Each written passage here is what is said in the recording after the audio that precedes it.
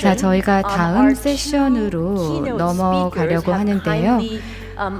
저희 두 분의 기조 연설자 분들께서 이 패널 토의 세션에 함께 해주시기로 하였습니다. 기조 연설자 분들께서 해주신 다양한 중요한 그런 주제에 대해서 논의가 있을 것인데요. 자, 그렇다면은 패널 디스커션의 사회자를 소개하도록 하겠습니다.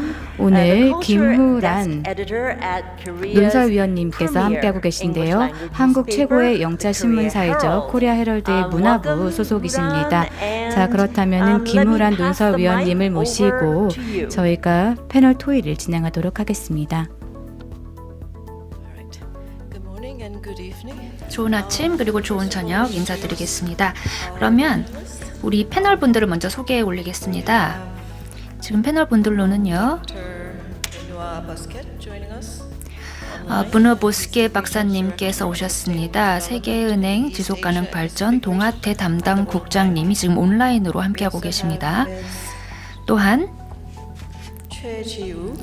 최지우 님께서도 온라인으로 오셨는데요. 녹색기후기금의 민간기구 담당 부국장을 맡고 계십니다. 또 온라인으로 오신 분이 죄송합니다. 성을 어떻게 프랑크 리츠버만 박사님이십니다. 글로벌 녹색 성장 기구 대표를 맡고 계십니다. 그리고 지금 저와 함께하고 계시는 옆에 계시는 분은 김성우 박사님입니다. 김앤장 환경에너지연구소장 김성우 박사님입니다.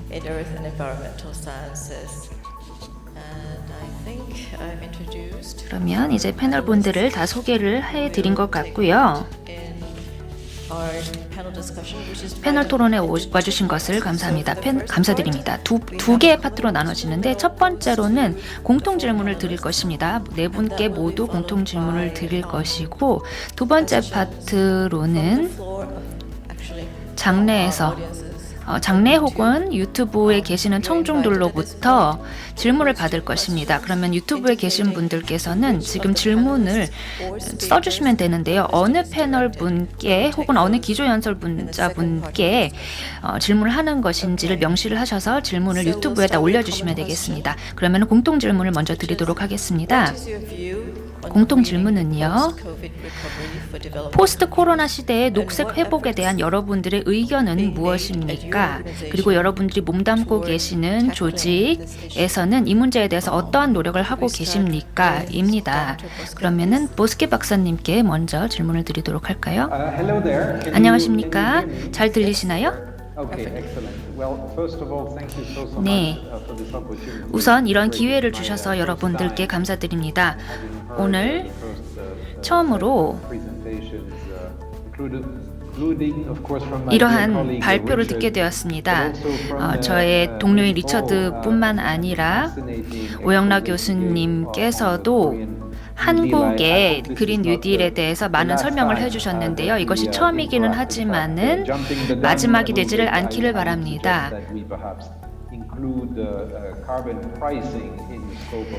탄소의 비용을, 탄소 가격이라는 것을 미래의 협업에 우리가 또 함께 할 수 있기를 바라겠습니다. 여기에 대해서는 좀 더 설명을 드리도록 하고요.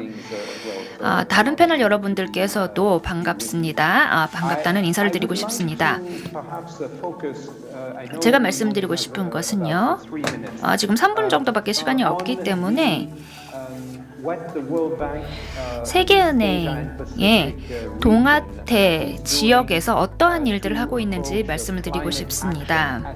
기후 행동을 접근함에 있어서 코로나 이후의 녹색 회복을 위해서 무엇을 하고 있는지를 말씀드리겠습니다. 이것은 굉장히 중요한 시각이라고 생각을 하고 이러한 시각을 바탕으로 녹색 어젠다에서 지속 가능한 행동들을 할 수가 있을 것입니다. 7가지의 구체적인 행동을 말씀드릴 것인데요. 우리 동아태에서 어떠한 액션 플랜을 가지고 있는지 말씀을 드릴 것인데요. 제가 말씀드리는 것은 아마도 오영락 교수님이 말씀하신 거와 중첩되는 것들도 있을 것입니다. 한국판 뉴딜에서도 얘기했다시피 에너지가 가장 중요한 부분 중에 하나입니다. 우리는 에너지 부문에서 많은 일들을 하고 있는데요. 세계은행에서 앞으로 더 많은 일을 계획을 하고 있습니다. 투자를 지원하는 것뿐만이 아니라 정책 담화를 촉진을 하게 될 것입니다. 친재생 에너지에 대한 정책 담화를 촉진할 것입니다. 재생에너지 전력망을 통합하는 것에 대해서 토론을 하게 될 것이고, 또한 공정한 전환, 석탄으로부터의 공정한 전환에 대한 토론을 이끌 것입니다. 연료 보조금이 사회에 어떠한 영향을 미치고 있느냐라는 것에 대해서 생각을 해봐야 되는데요. 교통 부분에서는요, 수송 교통 부분에서는 이모빌리티를 추구하고 있습니다. 이 모빌리티를 통해서 토지를 더욱더 적절하게 사용하고 여러 가지 교통 수단을 통합하여 수로와 철도 등을 활용하게 될 활용할 것이고, 저탄소 항로도 만들게 될 것입니다.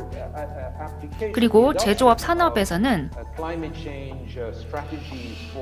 기후변화의 전략을 산업 전략과 함께 통합함으로써 미래로 나아갈 것입니다. 지속 가능한 냉방, 그리고 HSB의 여러 장점들을 동아시아에 적용을 할 것입니다. 그리고 공공의 구매 과정에서도 저탄소화를 추구할 것입니다. 지금 시간이 별로 많지 않은 것을 제가 알고 있는데요. 농업 부문을 말씀드리면은 과거에 이런 농업에서의 전환이 필요한데, 유르겐 포겔 부총재님께서도 말씀을 해주셨다시피 농업에서의 지원이 필요한데, 이것은 구체적인 인풋과 관행을 변경을 시켜야만 구체적인 아웃풋으로 나타나게 될 것입니다. 생태계를 보호하고 생태계를 보존해야 합니다. 지금까지 많은 성과가 있기는 하였지만은 좀 더 파괴적이고 혁신적인 접근이 필요합니다. 지금 온실가스를 굉장히 많이 배출하고 있는 이런 부문에서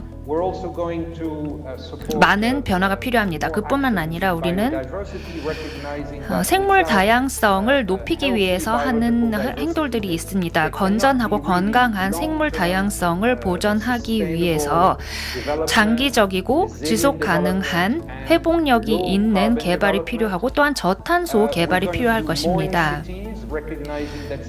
우리는 더 많은 도시로 들어가서 많은 도시들이 이러한 저탄소 개발을 하도록 할 것입니다. 그렇게 함으로써 온실가스를 감축하도록 할 것입니다. 그리고 마지막으로 아까 얘기한 탄소의 가격을 매기는 카본 프라이싱을 말씀드리겠습니다. 우리는 측정을 하고 보고를 하는 것을 검증을 해야 하고, 이 카본 프라이싱을 위해서 규제에 반영을 해야 될 것입니다. 탄소세 혹은 ETS를 통해서 카본 프라이싱을 이루어 나가도록 할 것입니다. 감사합니다. 네, 감사합니다. 자, 다음으로 모실 분은 최지우 녹색기후기금 부국장님입니다. 3분 드리겠습니다.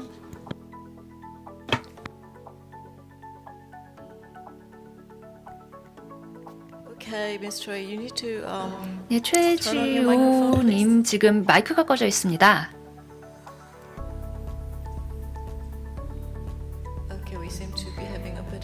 지금 문제가 좀 있는 것 같은데요. 부국장님 마이크가 꺼져 있습니다.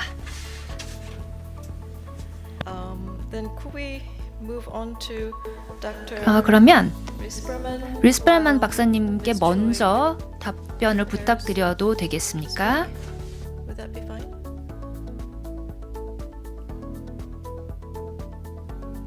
Okay, Dr. Rispelman is also. We're not getting your sound feed. 리스펠만 박사님의 소리도 지금 안 들어오고 있습니다. 그러면 이제 소리가 들어오고 있습니다. Okay, I can hear you, Ms. Choi too. 예, 부국장님 말씀도 들을 수 있게 되었습니다. 그러면 원래 순서로 돌아가서 최 부국장님 말씀부터 들을까요? 예, 감사드립니다. 오늘 이렇게 적시에 일어나고 있는 패널 토론에 저를 초대해 주셔서 감사합니다. 시작하기에 앞서서 여러분들께 지금 파리 기후 협약에 어떤 진전이 있는지를 말씀을 드리면요. 지금 제대로 따라가지를 못하고 있습니다.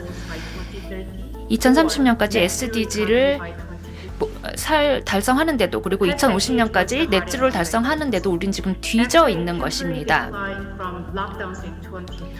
2020년에 락다운 때문에 어느 정도 뒤쳐 있기는 한데, 어느 정도 줄어들기는 했는데, 그 이후에 온실가스의 배출이 팬데믹 이전 수준으로 다시 올라갔습니다. 그래서 기후에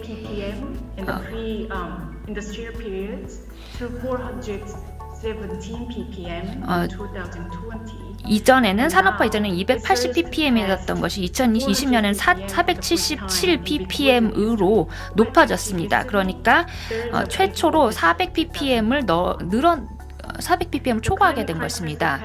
지금 기후의 위기는 많은 사람들과 생태계에 영향을 미치면서 코로나19가 이러한 악화를 더욱더 심화하고 있고요. 그리고 전반적인 경제에 미치는 심각한 영향도 눈에 보이고 있습니다. 이렇게 전례 없는 건강과 경제의 위기에 대해서 G20에서는 2021년 3월에 모여서 이러한 문제를 해결하기로 했습니다. 14조 달러 이상의 자금 지원을 통해서 해결을 하기로 했습니다. 그런데 반면 이러한 회복을 위해서 많은 재정과 통화에 지원을 할 수 없는 나라들도 있습니다. 그리고 부채가 늘어나고 있기 때문에 정부의 재정에도 부담이 가고 있고,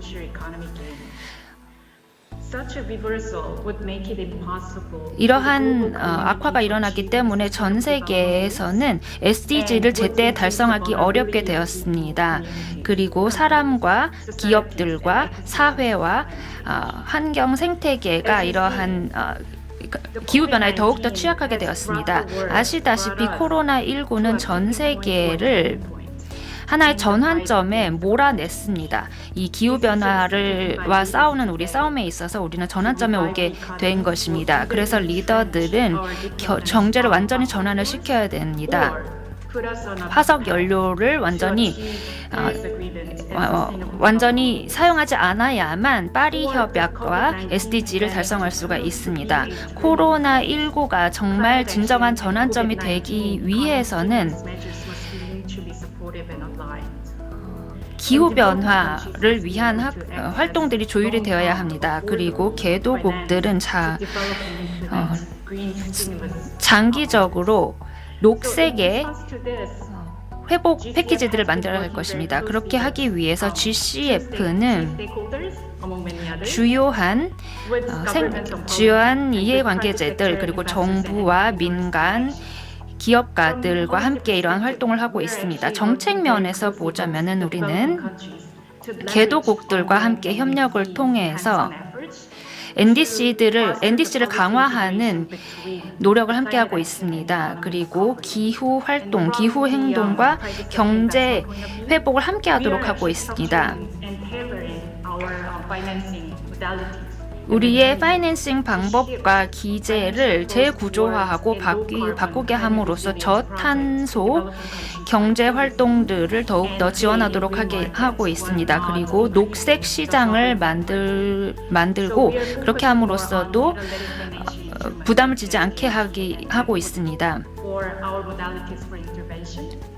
이러한 개입을 위한 여러 가지 경제적인 지원, 그리고 이것을 잘 지원해주고 있는 정부에 대해서는 지원금을 제공하고 있습니다. 제가 이따가 또 한번 말씀드릴 기회가 된다면은 여러분들께 우리 프로젝트의 사례들을 설명을 드리고 싶습니다. 그렇지만 지금은 여기까지 말씀을 드리고 좌장님께 넘겨드리도록 하겠습니다.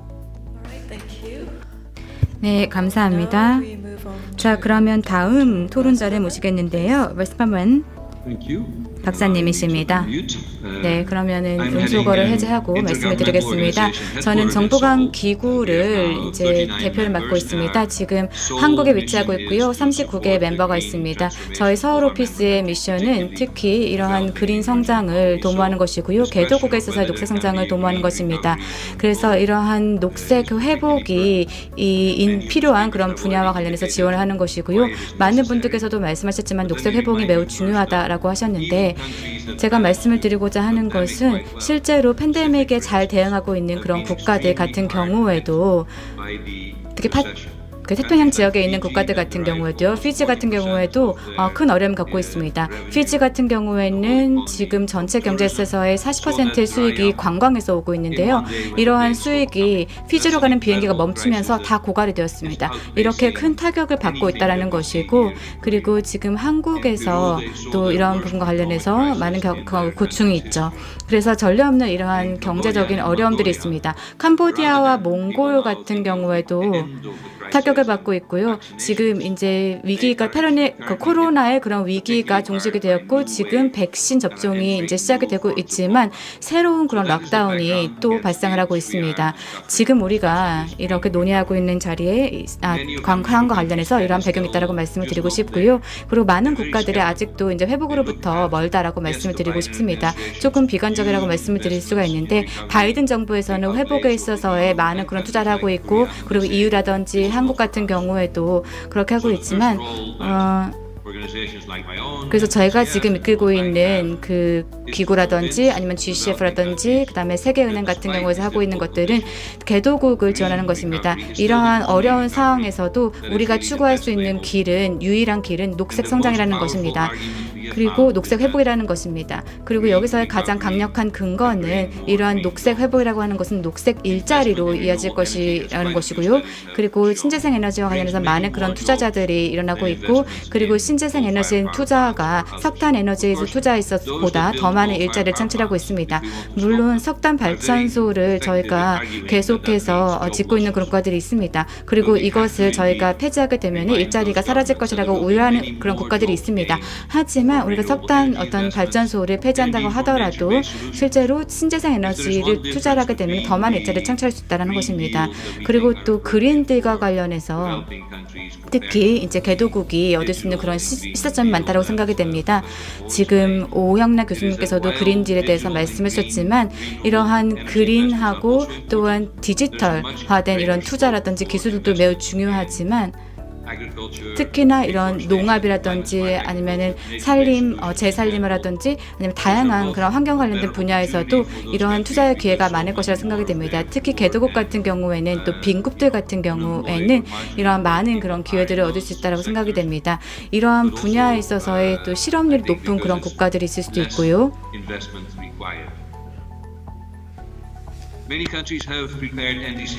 많은 국가들이 지금 NDC 국가 온실 가스 감축 목표를 설정하고 있습니다. 하지만 실행이 생각보다 더딥니다. NDC를 준비를 하게 될 때 이제 온실가스를 저희가 감축하는 그런 의지가 있어야 되는데요. 실제로 NDC를 약속한 것만큼 실행하게 되면은 정말 많은 그런 녹색 일자리를 창출할 수 있을 것이다라고 저희가 소구를 하고 있습니다. 그래서 저희가 별도의 그런 그린 뉴딜이 없다라고 하더라도 그냥 NDC라는 목표를 설정을 하고 이것을 이행하면은 저희가 성과를 못 달하는 것이죠. 지금 멕시코 같은 경우에도요, 100만 개의 그런 어떤 녹색 일자리, 그리고 인도네시아도 많은 그런 녹색 일자리를 창출하고 있습니다.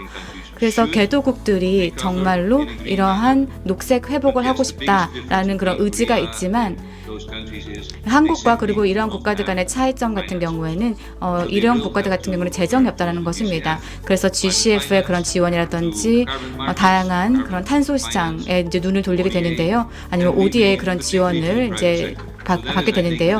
그리고 제가 말씀을 드리고자 하는 것은 이제 민간 기업, 민간 부문의 역할입니다. 한국의 민간 부문에 대해서 말씀을 드리고 싶습니다. 한국은 특히 이런 환경 분야에 있어서 큰 성과를 보고 있고, 그리고 또 베트남에 있어서 많은, 인도네시아에서 많은, 그리고 몽고에서 석탄 화력 발전소를 운영하고 있습니다. 그래서 한국의 입장에서는 많은 그런 일자리를 창출하고 있지만 이러한 석탄 발전소를 운영하고 있는 그런 한국 기업들이 더 많은 역할을 할 수 있다고 생각이 되고요. 저희가 베트남을 지원을 하여서 프로젝트를 진행을 하고 있는데요. 실제로 이런 메리츠에서 저희가 이전 플라스틱들을 수거를 하여가지고 이런 것들을 에너지로 전환하거나 연료로 전환을 하는 이러한 프로젝트를 진행을 하고 있습니다.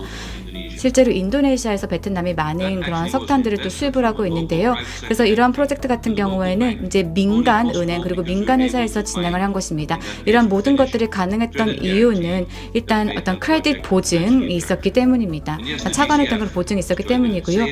그리고 이런 부분과 관련해서 많은 그런 기관들이 이제 지원을 하고 있지만 실제로 이렇게 지원을 막 해주는 그런 기관들도 있지만 또 뭔가 크레딧 보증을 해주는 것도 매우 중요하다고 생각이 됩니다. 그래서 이런 것들을 통해서 민간 기업의 참여를 도모할 수 있을 것이라 생각이 됩니다. 특히 민간 기업 같은 경우에는 어떤 프로젝트가 이렇게 금전적으로 매력적이지 않다라고 생각하는 경우들이 많기 때문이죠. 그래서 관련해서 저희가 개도국의 프로젝트 특히 관련해서 많은 이런 종류의 지원을 해야 된다고 생각이 됩니다.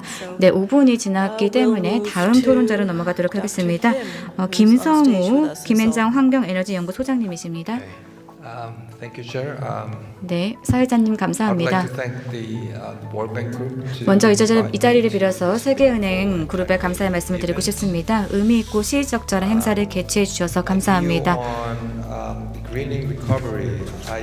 녹색 회복과 관련된 제 견해에 대해서 말씀을 드리면 일단 세 가지 중요한 요인의 균형이 중요하다고 생각이 됩니다.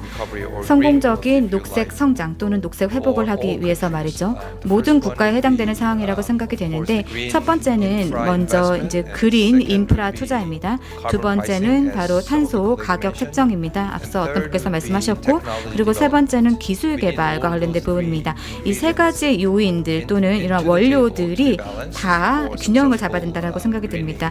이러한 것들이 균형을 이뤄야 녹색 회복을 잘할 수 있다고 생각이 되는데요. 자, 개도국의 측면에서 좀 고려할 수 있는 그런 부분들 또 고려할 수 있는 정책들에 대해서 말씀을 드리겠습니다. 이런 세 가지를 어떻게 균형을 해서 회복을 할 수 있는지요. 제가 말씀을 드리고자 하는 것은 한국의 이런 세 가지 요인과 관련된 정책들을 참고해 주시기 바랍니다. 그 이유는 다음과 같습니다. 저희 한국에서도 이런 비슷한 개도국가 이런 비슷한 경제 성장률이 보여왔습니다. 과거에요. 그리고 아시다시피 이러한 녹색 인프라 투자라고 하는 것은 앞서 오영락 교수님께서도 말씀을 하셨지만 이러한 그린 뉴딜 정책을 시작하면서 시작이 되었습니다. 2020년에요. 그리고 이 탄소 가격 책정 같은 경우에는 아시다시피 이 탄소 거래제를 2015년부터 저희가 실시를 하고 있고요. 그리고 또 기술 개발과 관련해서는 정부에서 최근에 이제 탄소 중립 기술 개발 로드맵을 지난달에 발표를 하였습니다. 제가 이 관련된 모든 그런 위원회에 참여를 하였는데요. 그리고 제가 말씀을 드리고자 하는 것은 물론 한국의 정책이 항상 성공을 하는 것은 아닙니다. 하지만 여기서 도출할 수 있는 가치가 있다고 하는 것이고요. 이 정책과 관련된 비전들이 있다는 것입니다. 이러한 정책 비전들이 개도국에서의 어떤 시사하는 바가 있을 것이라고 생각이 됩니다. 특히 앞서 말씀드렸던 이 세 가지 요소들의 균형점을 찾는 데 있어서의 시사점이 될 수 있다고 생각이 되고요. 그래서 이 녹색 성장과 관련해서 정책을 수립할 때 모든 것들 다 처음부터 시작할 필요는 없다는 것이죠. 저희 김앤장에서 하고 있는 업무에 대해서 말씀을 간략하게 드리도록 하겠습니다. 이 녹색 전환과 관련해서요. 물론 김앤장 같은 경우에는 아시다시피 한국의 최대 로펌입니다. 그리고 저희는 기후 변화와 관련된 그런 투자팀이 따로 있습니다. 저희 김앤장에서 하고 있는 것은 민간 부문들을 지원하는 것입니다. 특히 기업이라든지 아니면 투자자들이 성공적으로 이들의 그런 재원들을 할당할 수 있도록 하는 것이죠. 그래서 이러한 탄소 중립이라든지 ESG 그런 시대에서 이러한 자원들을 잘 할당할 수 있도록 하는 것입니다. 그래서 탈탄소 전략이라든지 재생에너지 투트가 끝이 났습니다. 그럼 시간이 조금 남았습니다. 그러면 두 번째 파트를 시작을 하도록 하겠습니다. 그러면 기조 연설자분들께서도 질문을 받아주시기 바랍니다. 첫 번째로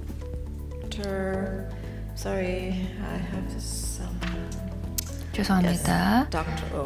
네, 오영락 교수님에 대한 질문이 왔습니다. 질문을 드리도록 하겠습니다. The question is, 질문은요. Dr. Is there a difference that you see in the approach toward green growth? 그 녹색 성장에 대한 2010 접근법에 있어서 2000년대하고 2010년대에 있었던 접근법과 지금의 접근법에 차이가 있습니까? 네, 큰 차이는요. 민간에서는 차이를 볼 수가 있습니다. 2000년대 초반, 2010년대를 보시면요. 녹색 성장 혹은 녹색에 투자라는 것을 비용으로 인식을 하였습니다. 그렇지만 지금은 민간 기업들, 민간 부문에서는 이것을 새로운 사업의 기회로 인식을 하고 있습니다. 통계도 다른 것을 알 수 있습니다. 일부 통계를 보면은 ESG 관리가 수익이 난다라는 이야기를 하고 있지만은 어떤 통계를 보면은 반대로 나오고 있습니다. 그런데 삼성이나 SK를 비롯한 한국의 대기업들은 탄소 집약적인 산업이 그다지 미래가 밝지 않다라는 인식을 가지고 있습니다. 따라서 이러한 대기업들은 녹색 투자에 더욱더 많은 관심을 갖고 있습니다. 이것을 민간의 사업의 새로운 기회다라고 인식을 하고 있죠. 이것이 과거의 녹색 성장 전략과 달라진 점이라고 생각합니다.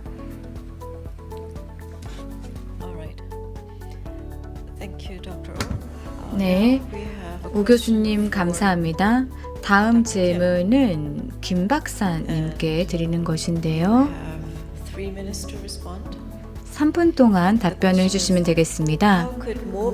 질문은 다음과 같습니다. 이러한 민간의 자본들이 이런 코로나 이후 회복을 위해서 어떻게 더 많이 사용이 될 수가 있을까요? 아주 훌륭한 질문 감사드립니다. 매우 중요한 질문인데요. 민간 부문에 있어서의 환경 에너지 전문가로서 저희는 정말 수년 동안 이 똑같은 질문을 들어왔습니다. 어떻게 민간 자본을 활용을 잘 할 것인가라는 그런 질문을 수없이 받아왔는데요.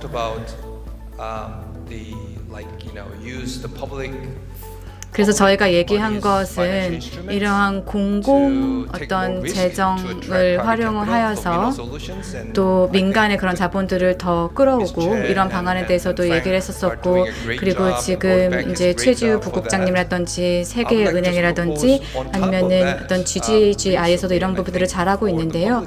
이것뿐만이 아니라 제 생각에 민간 부분에서 할 수 있는 것은 두 가지를 더할 수 있다고 생각이 됩니다. 첫 번째는 물론 민간이 이제 자본을 끌어오기 위해서는 첫 번째 우리가 할 수 있는 것은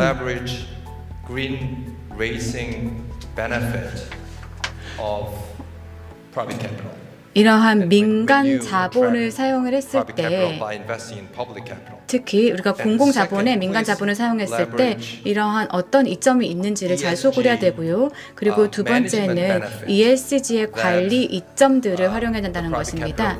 특히 이 민간 자본들이 만약에 자신들의 그런 돈을 어떤 녹색 회복에서도 투자를 했을 때 어떤 ESG 관리 측면에서 이점을 볼 수 있는지를 저희가 소구해야 됩니다. 그래서 저희가 이제 공공기관이라든지 아니면 공적 부분에서 이런 민간 자본들이 많이 가져오기 위해서 노력을 하고 있지만, 지금 말씀드린 이 두 가지를 시작으로 먼저 저희가 하면은 좋은 성과가 있지 않을까 생각이 됩니다. 특히 이 그린 레이싱과 관련해서 말씀을 좀 드리겠습니다. 자, 인도 같은 경우에는요, 모디 총리가 이렇게 얘기를 하였습니다. 10년 내로 인도가 450기가와트의 재생에너지 투자를 10년 내로 할 것이다 라고 하였습니다. 이것은 정말 막대한 돈이 투입이 되는 것이고요. 그리고 정말 많은 그런 투자 기회가 될 수 있습니다. 이것은 공공 부문뿐만 아니라 민간 부문에서도 아주 큰 기회가 될 수 있다는 것이죠. 이런 녹색 부문에서 자금을 조달하기 위해서요. 만약에 이런 민간 자본이 이 시장에 투자하지 않는다라고 하면은 다른 사람들이 할 것입니다. 그래서 이러한 이야기를 저희가 소구를 해야 된다고 생각합니다. 공공부문이 이러한 메시지를 계속해서 민간 자본에 제공해야 된다고 생각이 되고요. 두 번째, ESG 관련에 대해서 말씀을 드리겠습니다. 몇 가지 투자자의 그런 사례들, 유럽 투자자의 사례들을 말씀드리도록 하겠습니다. 지금 유럽의 13개 이제 투자자들 중에서 특히 아문디도 포함을 해서 이러한 주주 결의를 공유를 하였습니다. 그러니까 HSBC가 이러한 화석 연료에 대한 파이낸싱을 줄이고 이러한 자본을 재생에너지로 전환을 해라라는 그런 결의를 요청을 한 것이죠. 그래서 이것은 정부에서 이제 주도한 것이 아니라 민간 부분에서 나서서 자신들의 그런 자본들을 이러한 녹색 회복을 위해서 투자를 하겠다, 전용을 하겠다라고 이렇게 발표를 한 거, 공표를 한 것이죠. 그래서 공공 자본 입장에서 봤을 때는 이런 부분이 중요하다고 생각이 됩니다. 특히나 이러한 ESG 이니셔티브, 그러니까 민간 부문 내에서의 ESG 이니셔티브와 함께 협력을 하여서 그들의 그런 목표와 일치화를 가져가는 것이 매우 중요하다고 생각이 됩니다. 그리고 왜냐하면 우리는 모두 이제 파리 협약의 그런 목표를 달성하기 위해서 노력하고 있잖아요. 그래서 이 두 가지 측면에서 저희가 소구를 한다라고 하면은 민간 자본을 더 유치할 수 있을 거라고 생각합니다. Thank you very much, Dr. Kim. 네, 김성우 박사님 감사드립니다. 그러면 이제 보스케 박사님의 질문이 있는데요. 한국의 경험이 다른 국가들, 동아태의 다른 국가들에게 어떤 영향을 줄 수 있을까요? 어떤 영향을 바탕으로 포스트 코로나 시대에 녹색 회복을 할 수가 있을까요? 3분 드리겠습니다. 감사드립니다. 김성욱 박사님이 방금 말씀하셨던 이런 사전에 개입을 한다라는 것도 굉장히 중요한데요. 저도 카본 프라이싱, 탄소 가격 책정에 대해서 이야기를 하겠습니다. 한국은 전 세계에 아주 모범 사례를 보여주고 있습니다. 탄소 중립이라는 목표를 세웠다는 것, 그리고 한국판 뉴딜, 그린 뉴딜을 선언했다는 것 자체가 좋은 모범 사례가 되고 있습니다. 그런데 배출권 거래제 ETS에 대해서 잠깐 말씀을 드리겠습니다. 굉장히 많은 일들이 이미 일어났습니다. 한국에서 했던 이런 많은 일들에 대해서 저희는 굉장히 존경의 마음을 갖고 있습니다. 한국의 ETS는 이미 국내 배출량의 75%를 차지를 하고 있고 지금은 이제 가격이 단위 가격이 $20, 미국 달러 $20로 정해져 있습니다. 그런데 다른 나라들에게 이렇게 모범 사례를 보여줄 수 있는 방법을 말씀드리겠습니다. 최근에 IMF에서 나온 하나의 보고서를 말씀드릴 수가 있습니다. 이안 페리스 박사님이라는 분이 한국을 연구를 하셨고 보고서를 냈는데 이렇게 얘기를 하셨습니다.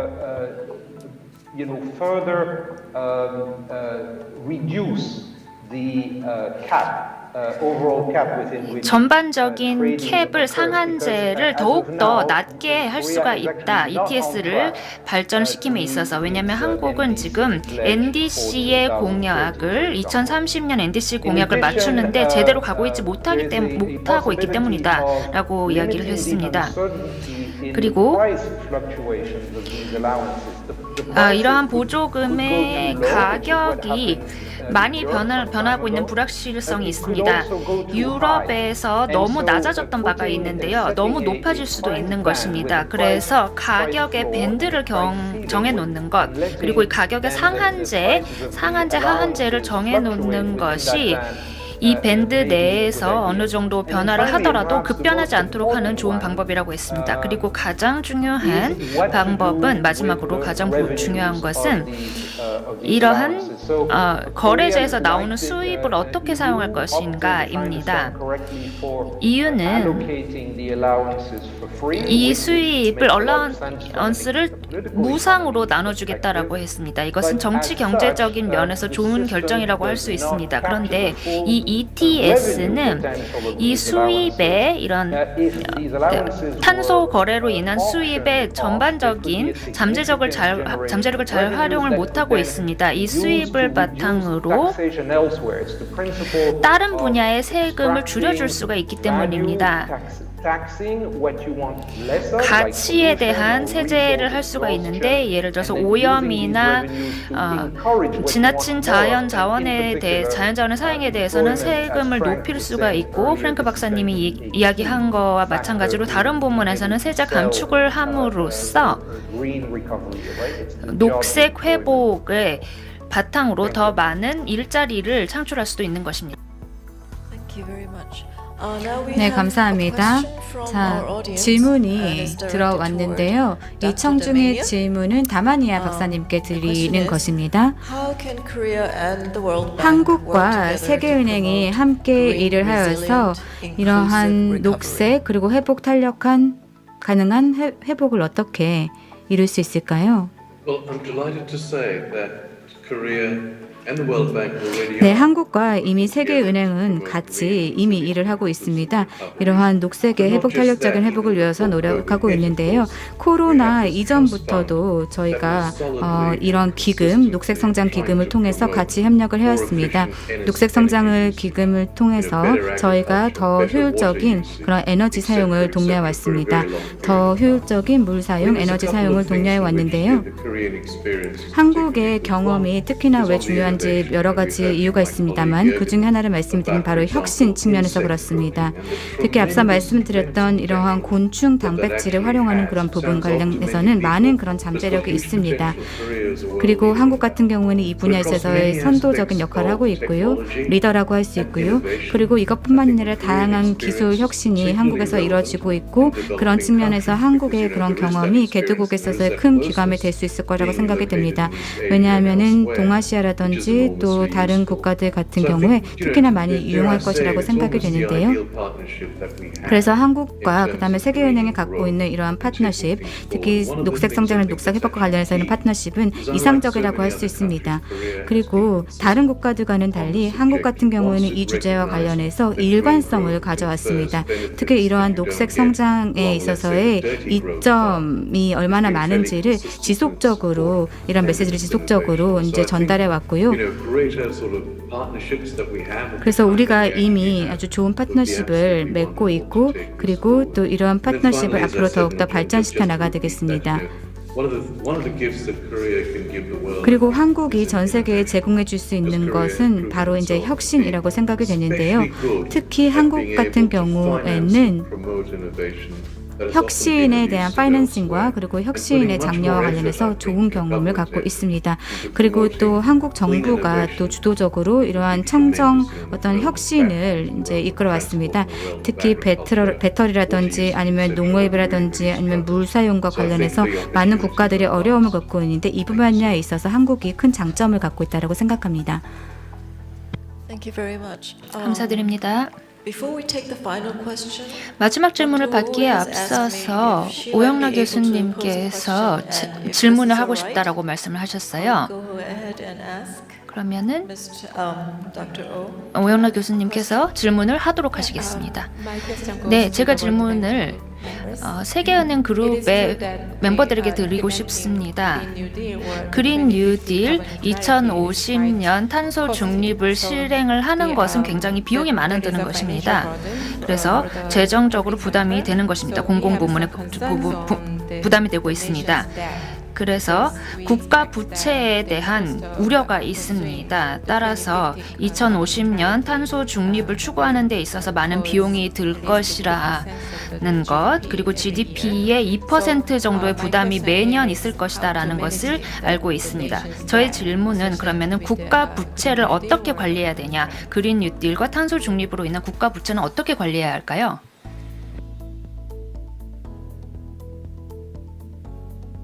So that was addressed to the World Bank. 네, 그래서 그 질문은 이제 세계은행 분들께 드리는 질문인데요. 누가 답변을 해주실까요? Shall I very quickly start, Benoit, and then hand over to you? 네, 제가 간략하게 답변을 This is a 드리고 very, 다른 very good 분께서 point. 이어서 진행을 하도록 And the World Bank 하겠습니다. is very, 네, 좋은 very 점을 fully 지적해 aware 주셨는데요. 세계은행도 이 문제에 대해서 잘 인식을 하고 있습니다. 추가적인 비용이 든다라는 것이죠. 우리가 탄소 중립적인 길이라든지 아니면은 이러한 탄소 독적을 줄이기 위해서요. 그런데 여러분께 말씀을 드리고자 하는 것은 실제로 이걸 하지 않으면 또 비용이 많이 발생한다는 것입니다. 인간의 그런 복원이라든지 회복 탄력성이 줄어든다는 것이죠.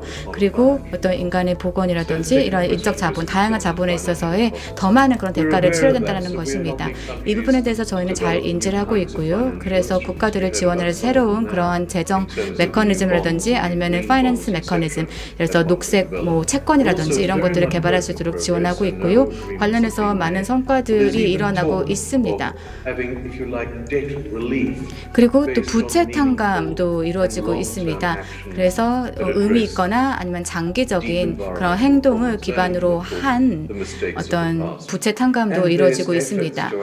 또한 그것뿐만이 아니라 어떤 특별한 그런 펀딩을 조달을 하려는 노력도 있습니다. 이러한 특별한 기금을 마련을 하여서 저희가 이런 공정한 전환을 이룰 수 있도록, 그리고 불평등하지 않은 그런 전환을 이룰 수 있도록, 그리고 그 누구도 소외되지 않는 전환을 할 수 있도록 노력하고 있습니다. 자, 그러면 이어서 다른 분께서 답변해 주셨으면 좋겠는데요. 예, 중요한 질문 해주셔서 감사합니다. 그리고 GCF의 최 박사님과 프랭크 박사님도 마찬가지로 여기에 동의하실 거라고 생각을 합니다. 이 질문은 전에도 나온 바가 있었습니다. 우선 물론 맞습니다. 국가 채무가 나타날 수가 있고요. 투자가 있으니까요. 그렇지만 투자로 인한 수익률이 나타날 것이고요.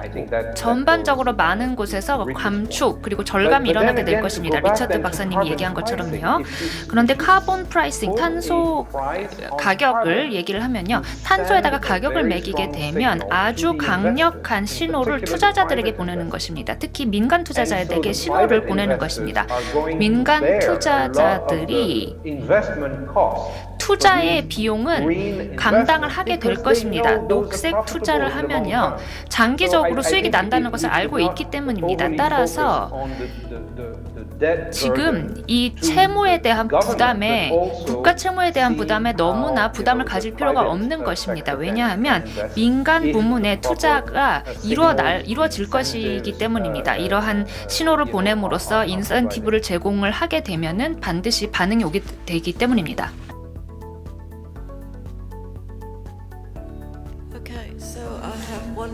네, 마지막 질문이 들어왔습니다. 이것은 프랑크님과 그 다음에 최주 부국장님께 드리는 것인데요. 자, 그러면은 세계은행 그룹이 귀하의 그런 조직과 함께 일해서 어떻게 포스트 코로나 시대 이후에 녹색 회복을 할 수 있을까요? 자, 프랭크 대표님 말씀해 주시겠습니다. 저희 글로벌 녹색 성장 기구가 설립된 이후부터 저희 이제 그 세계은행과 그 다음에 또 유넵 등과 같은 그러한 기구들이 이러한 글로벌 지식 플랫폼을 구축하기 위해서 노력을 하였습니다. 이런 플랫폼을 구축을 해서 서로 지식을 공유를 하고 같은 방향으로 나아가고자 하는 것인데요.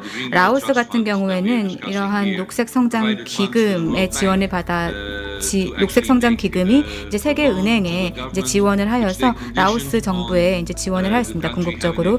그래서 라오스가 이러한 명확한 녹색 성장 전략을 수립할 수 있도록 하였고요. 그리고 저 같은 경우에도 이러한 전략을 수립하는 데 있어서 많은 그런 자문을 제공을 하였습니다. 그래서 라오스에서는 다양한 정책 그런 대안들을 마련을 하여서 또 이런 녹색 성장의 길을 걷고 있고요. 그래서 이런 것들이 서로 우리가 협력하고 있는 좋은 사례라고 생각이 됩니다. 저희 같은 경우에는 또 이런 기술적인 자문을 제공을 하면서 또한 다양한 그런 프로젝트들이 실행이 될 수 있도록 하는 것이고요.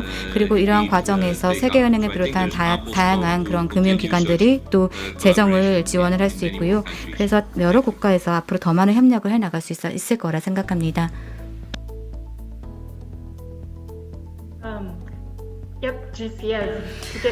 GCF는 GGGI 그리고 세계은행과 함께 긴밀한 협력을 하고 있습니다. 그렇게 함으로써 개도국의 녹색 성장을 지원하고 있습니다. 그런데 지금 더 중요한 것은 300억 달러 이상의 파이낸싱이 더 필요합니다. 2017년, 2018년에 그 정도가 필요한 상황이었는데 코로나19가 닥치면서 파이낸싱이 더욱더 희소해졌습니다. 리처드 박사님이 얘기한 것처럼 인적 자본이 가장 중요하고 그것이 어떤 것보다도 가치가 있다라고 생각을 합니다. 그래서 우리는 다른 기술들을 개도국들에게 지원하는 방법을 생각을 하고 있습니다. 프랑크 교수님이 말씀한 것처럼요. 따라서 이러한 기술들을 바탕으로 개도국의 개발을 도울 수 있도록 할 것입니다. 이런 방식을 통해서 녹색 성장 그리고 포용력이 있는 성장을 지원하기 위한 노력을 할 것입니다.